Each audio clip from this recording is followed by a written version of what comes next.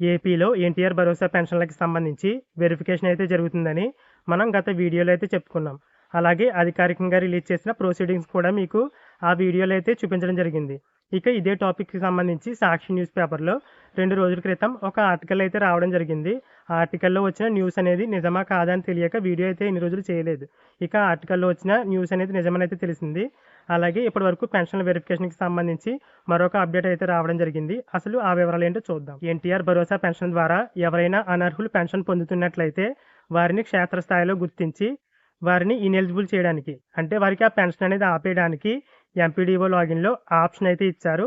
ఆ వివరాలు ఏంటో చూసినట్లయితే ఇప్పుడు క్షేత్రస్థాయిలో ఎవరైనా అనర్హులు పెన్షన్ పొందుతున్నట్లయితే దానికి సంబంధించి ఆ విలేజ్లో ఏదైనా కంప్లైంట్స్ వచ్చినట్లయితే ఆ పెన్షనర్కి ఎంపీడీఓ లాగిన్లో నోటీస్ అయితే జనరేట్ చేస్తారు.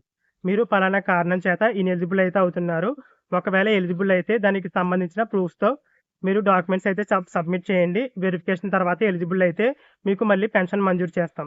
ఇలా ఈ వివరాలతో నోటీసులు అయితే జనరేట్ చేసి అనర్హులకి అయితే అందజేస్తున్నారు. ఇక ఇదే న్యూస్ అనేది సాక్షి న్యూస్ పేపర్లో అయితే వచ్చింది. కాకపోతే ఆ న్యూస్ అనేది పార్టీ పరంగా అయితే రాశారు. అందుకోసమే ఇన్ని రోజులు వీడియో అయితే చేయలేదు. ఇక ఎంపీడీఓ లాగిన్లో దీనికి సంబంధించి ఆప్షన్ అయితే వచ్చిందని తెలిసింది కదా, అందుకే ఈ రోజు వీడియో అయితే చేయడం జరిగింది. నాకు తెలిసి ఈ ఆప్షన్ ద్వారా మాన్యువల్గానే పెన్షనర్ని ఇనెలిజిబుల్ చేయొచ్చని అయితే అనుకుంటున్నాను. గత ప్రభుత్వంలో మాత్రం మీరు అనర్హులు కాకపోయినా పొరపాటున మీ ఆధార్కి ల్యాండ్ అనేది ఎక్కువ ఉన్నట్లు చూపించినా, లేదంటే ఎలక్ట్రిసిటీ బిల్ అనేది ఎక్కువ ఉన్నా, 4 వీలర్ ఉన్నట్లు లింక్ అయినా, ఇలాంటి పొరపాట్ల వల్ల మీరు అర్హులైనా సరే ఇనెలిజిబుల్ రీజన్స్తో నోటీసులు అయితే జనరేట్ అయ్యాయి.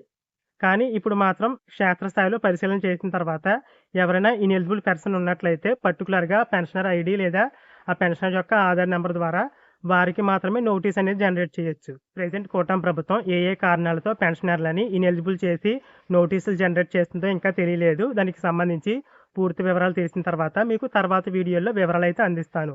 Thanks for watching.